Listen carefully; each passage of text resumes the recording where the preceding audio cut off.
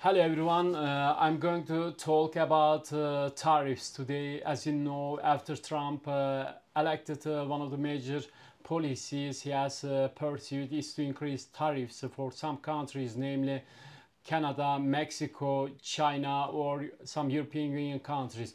One of the preconditions not to apply tariffs for a country is that the country should make investment within the borders of USA in order to increase employment in the US. And we see one of the latest news that Taiwan made a huge investment for semiconductors in the USA, and the USA will be the biggest semiconductor producers in the next decade. I have used two books in the speech. One of them is written by Louis Lilloit in 1955, Tariffs, the Case of Protection. And the second book I have used is GATT, General Agreement, Trade and Tariffs, which was written by Kenneth Dean.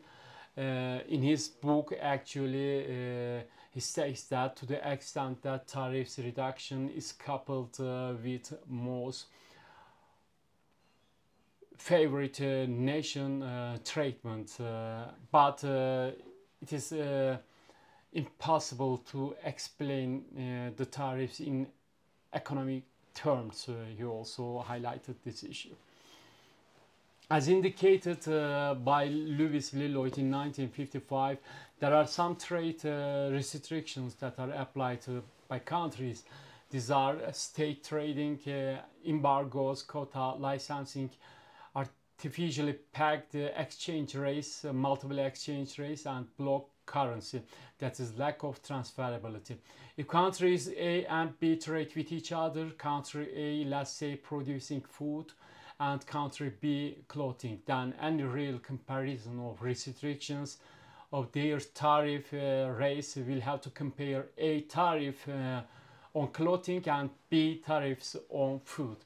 Trump administration is trying to reaffirm principle of equalizing tariffs so that tariff rates can sufficiently equalize of restriction competition actually between American products and foreign products paying low wage rates.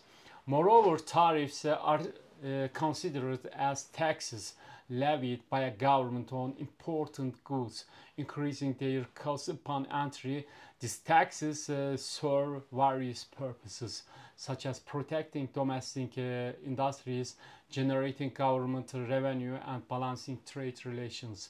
When a tariff is applied, the importer pays the additional duty at customs before the goods are released. This cost often pass through the supply chain, often leading to higher prices for business and consumers.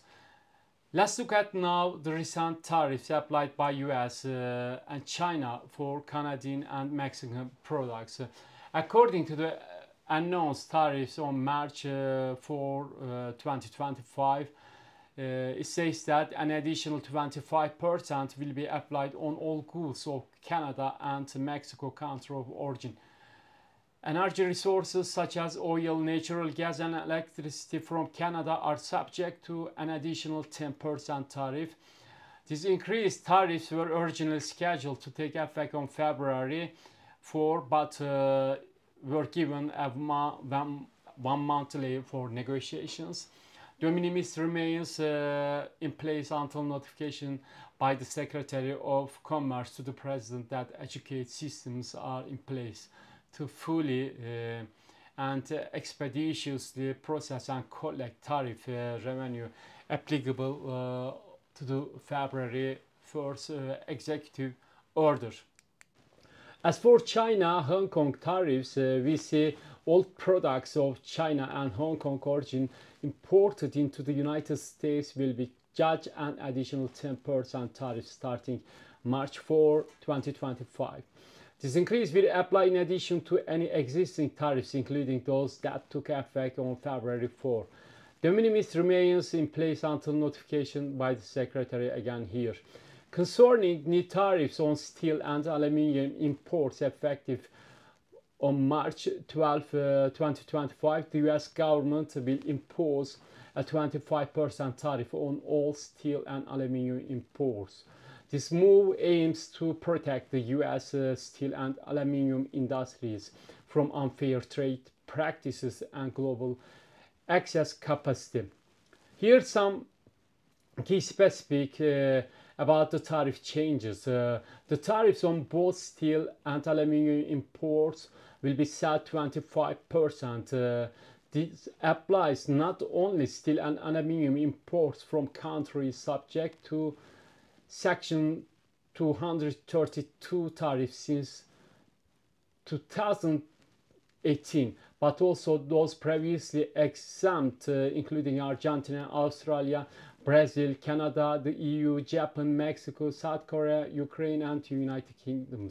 Imports from Turkey still will remain subject to 50% of tariff.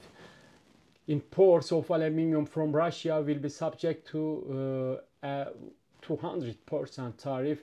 All this trade war was occurring. China appeared and announced some tariffs for Canadian products. It was indicated that China will apply a 100% tariff to just over $1 billion of Canadian rapeseed oil, cakes and pea imports, and a 25% duty on $1.6 billion worth of Canadian aquatic products and pork. Shipments of rapeseed to China stood at 6.39 million tons last year, almost all of which were from Canada.